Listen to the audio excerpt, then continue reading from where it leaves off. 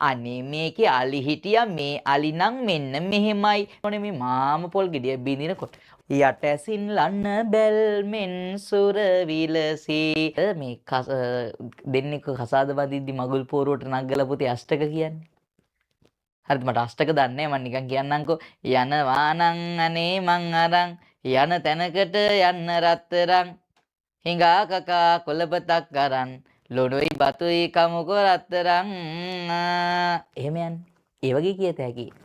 රූරසේ අඳි නාලෙසේ අත් ලෙලදි දීවිදූලිය පබා රන් රසේක් වන ලෙසේ වෙන නාද නූපා තබ තබා කම්පසේ දෙන සැරලෙසේ දෙස බල බලා නෙතාගින් සබා මම් කෙසේ පව සම්මෙසේ වර සුරලා දුන්දුන් රංග සොබා පොන්මදාරා මල් දමින් මුදු දිගුසු නිල්වර ලෙස ගොතා මන්මදා කිතු ලියලෙසින් නුර තුරසරාදිලි මුතුලතා මන්නදාවන මිනිමෙබුල් නද වෙන නදින්නෙක් කොට ඉතා ඔන්නෙදා දුන් රගදුටොත් තව සක්සැපත් කවරෙක් පත්නා මනමාල මහත්තයා මනමාල මහත්මියගේ අතින් අල්ලගෙන ඕනේ පාගුල් පෝරුවෙමට බහින්න ඕනේ මේ මාම පොල් ගෙඩිය බින්දිනකොට. ඔහොම කියලා අනිවාර්යයි වයිබ් එක.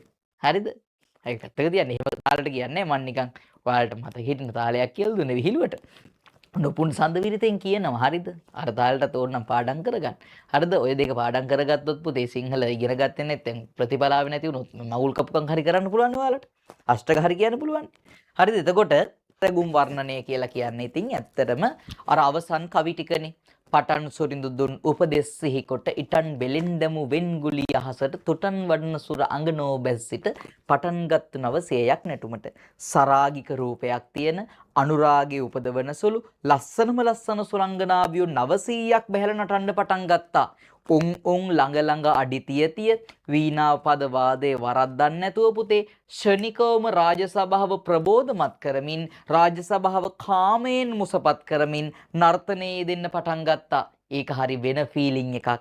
හෙලන්නේ ඇස් යටින් බැල්මක් යට ඇසින් ලන්න බැල් මෙන් සුර විලසී වෙසෙසින් දන මන මත් කැර එකසී ඒ කාන්තෙන් ජනයාගේ මනස මත් කරනවා.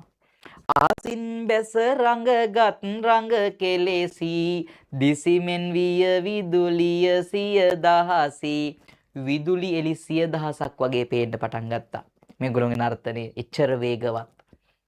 හරි දෙමුතු යසස්වන් කුසුම සරාගේ අනංගයාගේ දීප්තිමත් කීර්තියවන් වූ නුමුතු සුවඳ මල් පැළඳ සරාගේ නුමුතු සුවඳ මල් සුවඳ නොමිදුණු සුවඳවත් ලස්සන මල් වර්ග පුතේ හිස් මුදුනේ පැළඳගෙන මේ සුරංගනාවියෝ දකුතු රංගන සුරංගන රංගලාගේ දැක්කොත් ඒගොල්ලොන්ගේ ඒ රංගනය රංග දෙන ආකාරය උමතු නොවේද කෙලෙසක සිතකාගේ කාගේ සිතද උමතු වෙන්නේ නැත්තේ අතිශයෝක්තියෙන් වර්ණනා කරන ඒගොල්ලොන්ගේ නර්තනය රූප රාශියක් අඳිනවා වගේ අත්පා විදුලි එලිමෙන් ලෙල දෙවමින් රූ රැසේ අඳිනා ලෙසේ අත් ලෙල දිදී විදුලිය පබා රත්තරන් රසදිය එකතු වෙනවා වගේ පාද තාල රටාවට වීණා නාදය මුසු වෙන්න පටන් ගන්නවා රන් රසේ එක් වන ලෙසේ වෙන නාද නූපා තබ තබා අනංගයාගේ පස්වන නිල් උපුල් ඊතලය උම්මත්තක ස්වභාවයට පත් කරන ඊතලය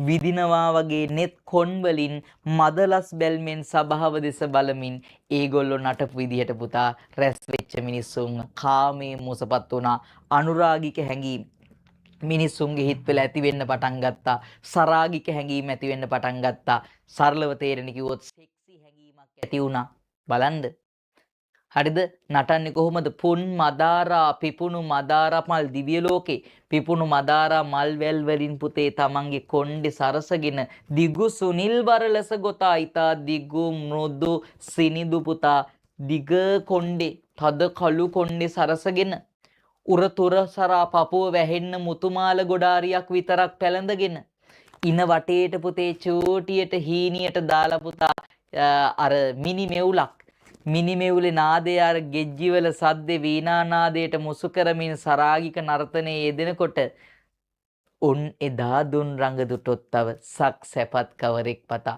ඒ නර්තනය දකිද්දි කාටද හිතෙන්නේ නැත්තේ දිව්‍ය ලෝකේ යන්න කියලා අහනවා. ආන් එහෙමයි කියන්නේ. හරිද? ඔන්න වැඩි.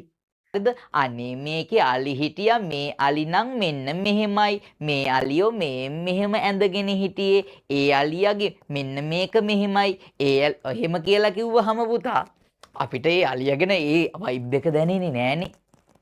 නේද? අම්මට සිරි කියන්නේ කොහොමද? යුද්ධයට ලන ලද්දා වූ රන් සන්නාහ ඇතිව ටසේ කිව්ව ගමන් නේද සොඬින් ගන්නාලද මුගුරු ඇති පිටින් ඇන ලෝහ ප්‍රාකාර වී නමුත් සුණු විසුණු කරන්නට සමර්ථ දෙකුපුලය හා කෝෂය යන තුන් තැනින්ද යතෝක්ත ස්ථාන තුනට අමතරව දෙඇස් සිදුරු හා දෙකන් සිදුරු යන සප්ත ස්ථානයන් හින්ද එම සප්ත ස්ථානයන්ට අමතරව දෙනාසා පුටය සහ ගුදමාර්ග යන දසස්ථානයන්ද මද ජලය වෑහෙන්නා වූ හස්ති රාජයන් කන්තලින් කන්තල ගසා සිටුවන ලද්දා වූ ඇත් වලල්ලකින්ද කියපු ගමන් අපිට අලිගෙන මැවෙන එක වෙන එකක්. හරිද අම්මට උඩු අන්න අලි 21000 ගණනක් ඉන්නවා අට අක්ෂෝහිඩියක් සේනාවේ අර වගේ අලි. හරිද ඊට පස්සේ පුතේ යුද්ධයට ලන ලද්දා වූ සන්නාහයෙන් යුක්ත අශ්වයෝ ගැන කියද්දී යෝනක දේශයේ කාම්බෝජ දේශයේ සින්දු රාජ්‍ය ආදී රටවල පුතා බ්‍රීඩ් කරපු නැත්නම් අභිජනනය කරන ලද ගෙන්නන ලද ඒ අශ්වයොන්ගේ පිටේ අසරුවෝ ඉන්නවා දුනුයි කඩුයි අරගෙන හරිම භයානකයි. ඒ භයානක වයිබ් එක ගේනවා. හරිද? ඔව් රජුගේ කෝප නැමැති ගින්නෙන් එසවුණු දුම් කඳ සේ කියපු ගමන් පුතා අම්මා අලි ටික මැවෙනවා නිකන් අම්බෝ එන ලොකුවට. හරිද? ඔව් ග්‍රීවයෙන් ග්‍රීවේ ගසා සිටුවන ලද්දා වූ අශ්ව වලල්ලකින්ද බෙල්ලට බෙල්ල ගෑවෙන්න හිටවපු අශ්ව වලල්ලක්. බෙල්ලට බෙල්ල ගෑවෙනවා කියපු ගමන් අශ්ව දෙන්නගේ බෙල්ල ගෑවෙනවා මතක් වෙනවා මට. මට පේනවා. කන්තලින් කන්තල ගසා කිව්ව ගමන් අලි දෙන්නගේ කන් දෙක ගෑවෙනවා මට මතක් වෙනවා. මැවිලා පේනවා. රියසකින් රියසක ගසා සිටුවන ලද්දා වූ රත වලල්ලකින් කියපු ගමන් රෝදෙට රෝද ගෑවෙන කරත්ත මට පේනවා.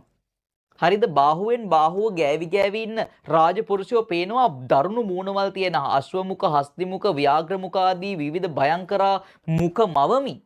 හරිද? වසවර්ති මාර්යාගේ මාර සේනාව වගේ හිටියලු පුතේ අර පාබල සේනාව. බුදුරජාණන් වහන්සේ බුදු වෙන වෙලාවේ වසවර්ති මාර්යා මහා මාර සේනාවක් එක්ක ආවා වාගේ මෙන්න මේ චූලනී බ්‍රහ්මදත්ත කියන වසවර්ති මාරයා එක්ක මේ මාර සේනාව ඇවිල්ලා ඉන්නවලු. පට්ට බය හිතෙන කතාවක් එතන කිව්වහම අපිට ඒක මවලා දෙනවා. මට මැවිලා පේන තැන තමයි අර මැණික් ගල වට්ටලා අර මෙහෙම බෙල්ලට තියාගෙන ආචාරී මානවන්දෝ මාව ඔබගේ මුණුබුරු තරම කියපු ගමන් මට ඒක මැවිලා පේනවා.